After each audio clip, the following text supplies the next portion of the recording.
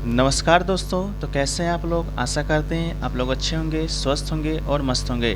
तो जैसा कि फ्रेंड्स, आज है आपका 28 जून और 28 जून को आपका फर्स्ट शिफ्ट का जो एसएससी फेज 11 का जो एग्ज़ाम था आपका समाप्त हो गया है। तो आज की इस वीडियो में देखेंगे जीके प्लस इंग्लिश के कुछ प्रश्न मिले हैं, उन सभी प्रश्नों को देखेंगे और जानेंगे कि आज का जो लेवल है आपका किस तरह का आया था। ठीक है, तो चलिए वीडियो को स्टार्ट करते हैं बिना किसी देरी के।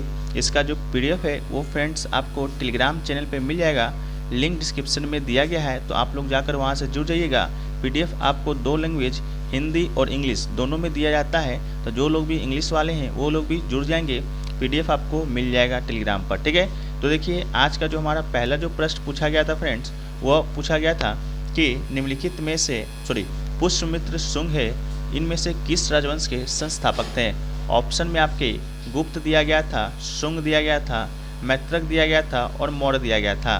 तो इसका जो राइट आंसर है आपका शुंग राजवंश, इसका आप क्या हो जाएगा? राइट आंसर हो जाएगा। ठीक है, पुष्यमित्र शुंग की बात करेंगे तो शुंग राजवंश के संस्थापक थे और पुष्यमित्र शुंग प्राचीन भारत के शुंग राजवंश का एक राजा था।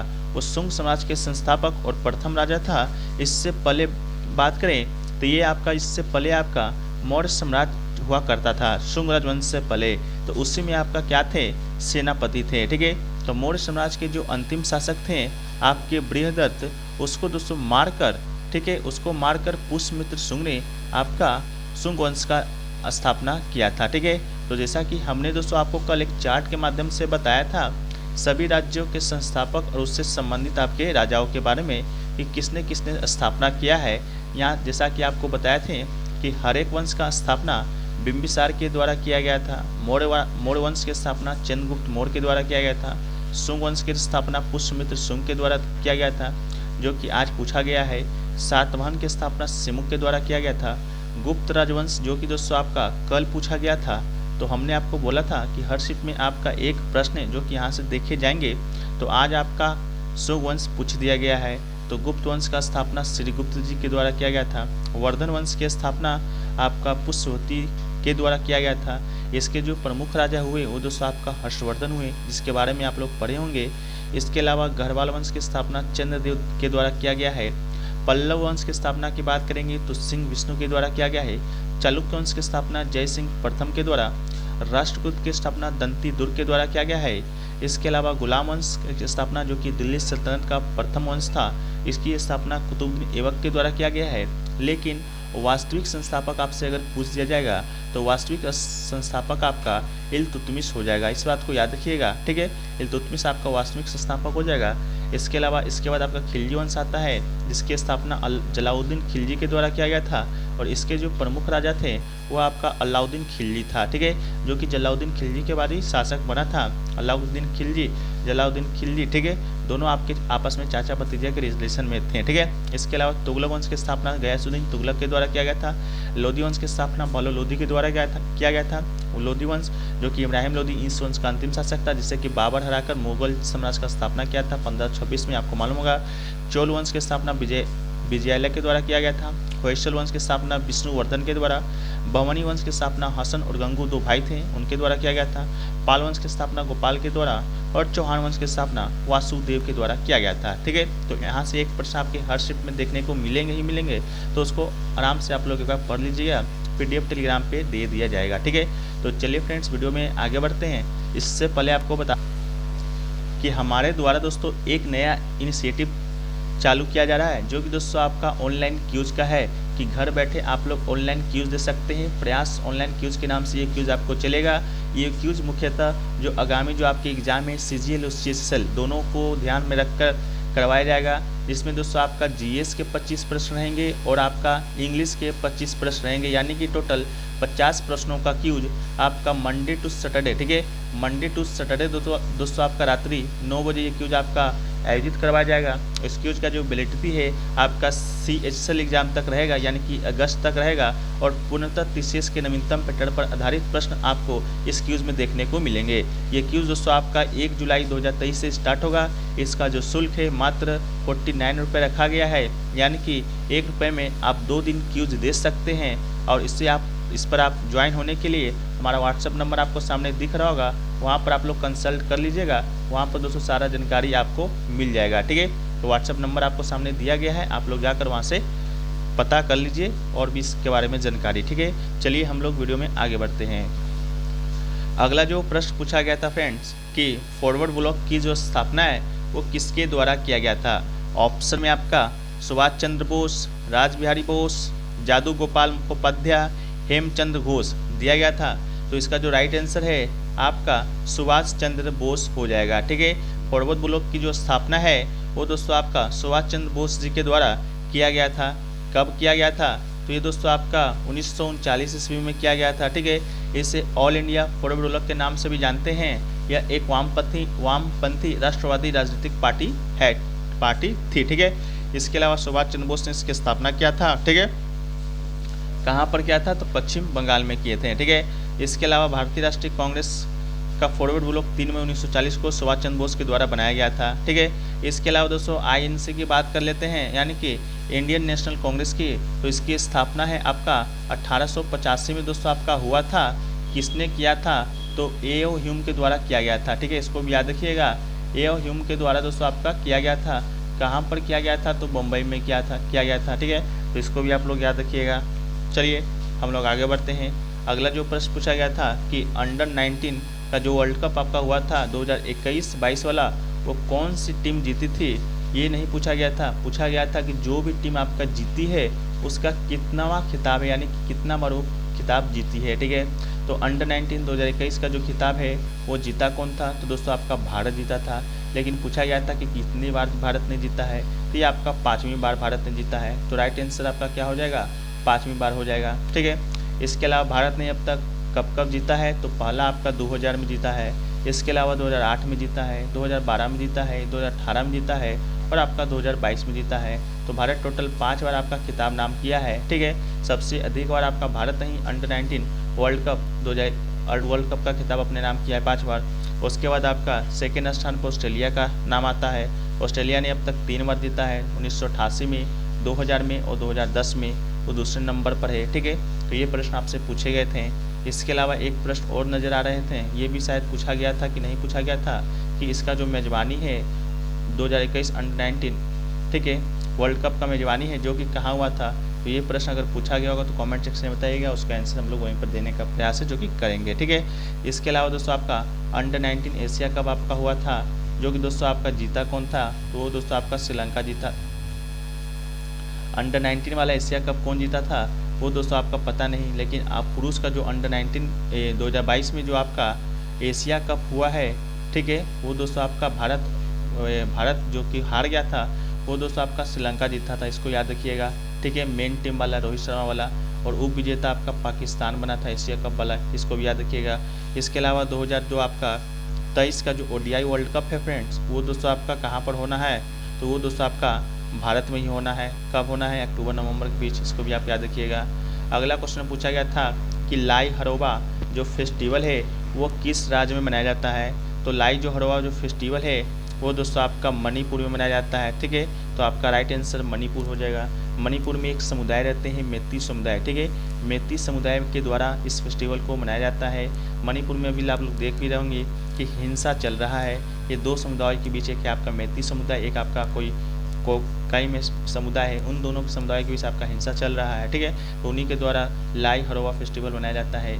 इसके अलावा एक फेस्टिवल और है लुई नागा नी फेस्टिवल, जो कि आपका नागा जनजाति के द्वारा मनाया जाता है। ये भी आपका मणिपुर में मनाया जाता है और ये बीज बोने वाला त्यौहार है। और इस उत्सव को 1988 में राज्य अवकाश घोषित किया गया था फ्रेंड्स। ठीक है, इसको भी आप लोग देख लीजिएगा।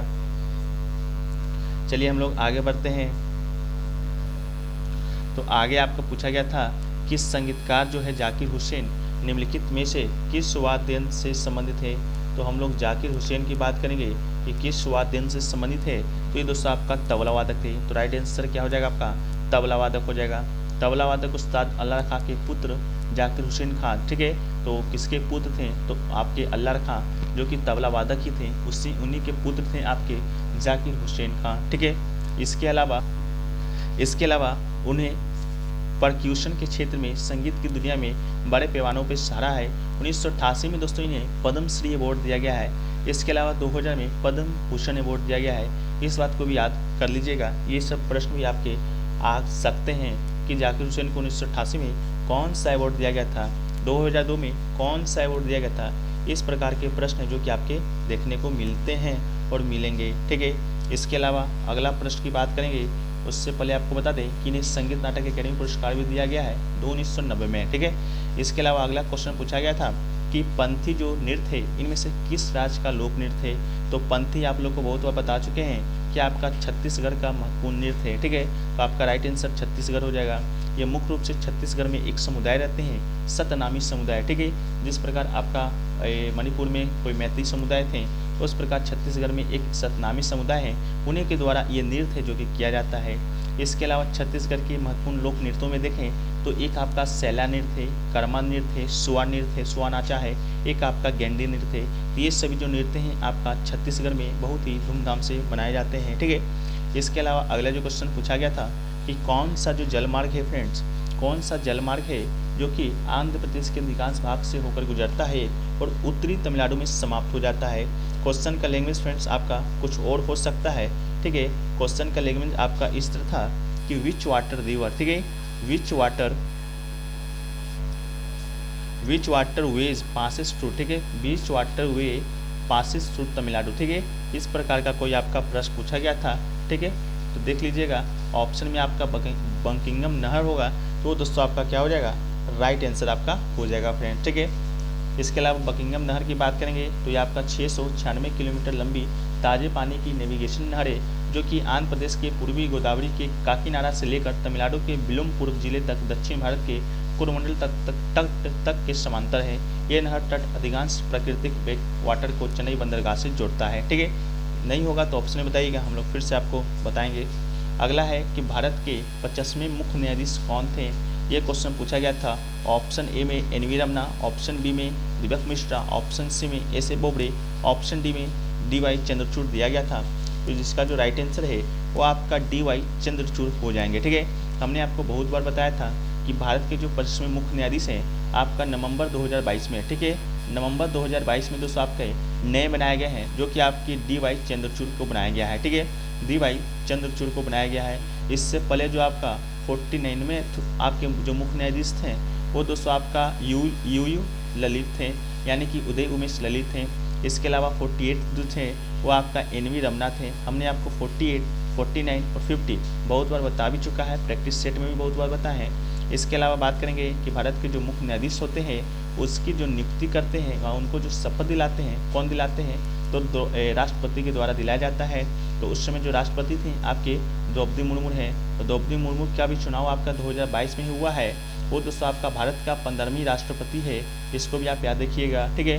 उन्हीं ने 9 नवंबर 2022 को राष्ट्रपति भवन में न्यायाधीश डी वाई चंद्रचूड़ को भारत के नए मुख्य न्यायाधीश के रूप में शपथ दिलाया था।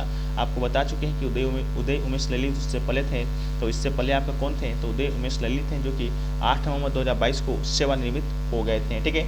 तो ये क्वेश्चन आपसे पूछा गया था। इसके अलावा अगला जो क्वेश्चन आपसे पूछा गया था कि what is synonyms of abandon, ठीक है। एबंडन का जो मीनिंग होता है वो दोस्तों आपका छोड़ देना होता है।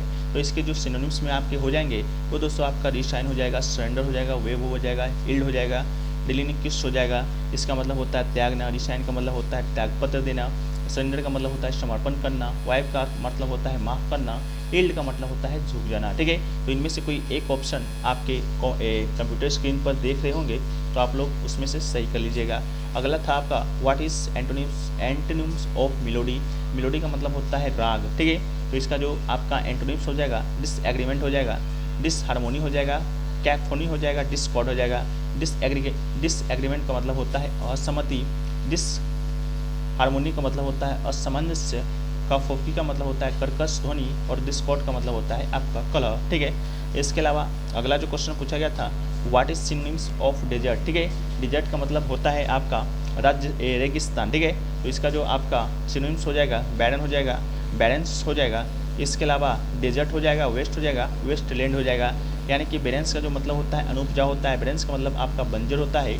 इसके अलावा आपका वेस्टलैंड का मतलब आपका बंजर भूमि होता है, वेस्ट का मतलब बर्बाद करना होता है, और आपका डेजर्ट का मतलब तो रेगिस्तान होता ही है, ठीक है। तो ये सभी आपके क्या थे, आज के आपके कुछ प्रश्न हैं जो कि आपके पूछे गए थे। ठीक है, इसके बाद हम लोग कुछ और प्रश्नों को देखें, मतलब कुछ और फैक्ट्स को देखें तो एक प्रश्न आपका बायोलॉजी से भी देखने को मिला था। बायोलॉजी का जो प्रश्न है वो तो हुबहू मिल नहीं पाया है, लेकिन आपका ब्लड सेल से, ठीक है, ब्लड सेल से प्रश्न जो कि देखने को मिला था। तो जो लोग भी एग्जाम देकर आ रहे हैं आप लोग कमेंट सेक्शन में जरूर बता दीजिएगा। इसके अलावा करंट अफेयर्स के सेक्शन की बात करेंगे तो करंट अफेयर्स का जो सेक्शन है आपका 2021 का भी पूछा जा रहा है और 2022 का भी पूछा जा रहा है, जैसा कि हमने आपको कल के वीडियो में ही आपको कहा था।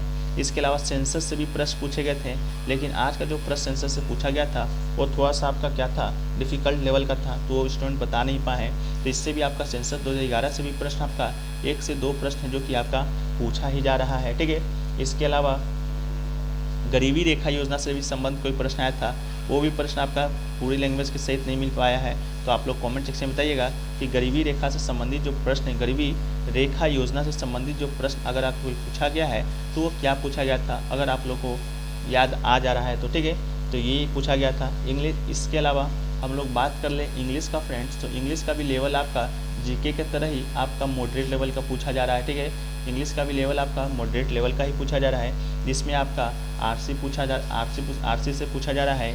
क्लोज टेस्ट से दोस्तों आपका प्रश्न देखे जा रहे हैं। इसके अलावा एंटोनी सिनोनिम्स जो कि हमने आपको बता ही दिया था। इसके अलावा एक आपका स्पेलिंग एरर से भी प्रश्न पूछा जा रहा है। स्पेलिंग एरर्स की बात करेंगे तो 3 से 4 प्रश्न आपका स्पेलिंग एरर से देखने को मिल रहा है। ठीक है, तो ये सभी आपके आज के कुछ एनालिसिस हैं जो कि आपके स्टूडेंट के द्वारा भेजे गए थे। बाकी वीडियो कैसा लगा कमेंट सेक्शन में बताइएगा। अच्छा लगा हो तो वीडियो को लाइक कर दीजिएगा। ठीक है, चैनल पर नए होंगे चैनल को सब्सक्राइब कर दीजिएगा। और पीडीएफ आपको प्राप्त करना है हिंदी और अंग्रेजी दोनों माध्यम में, तो आप लिंक डिस्क्रिप्शन में दिया गया है टेलीग्राम चैनल का, नहीं तो टेलीग्राम पर जाकर आप अमन प्रयास जीके जीएसवी सर्च कीजिएगा, स्पेलिंग देख लीजिए, अमन प्रयास जीके जीएसवी सर्च कीजिएगा तो आपका 8000 प्लस स्टूडेंट वाला जो चैनल होगा उसको आप लोग ज्वाइन कर लीजिएगा। ठीक है, बाकी हम लोग मिलते हैं नेक्स्ट शिफ्ट के वीडियो में। जब तक के लिए जय हिंद जय भारत। ठीक है।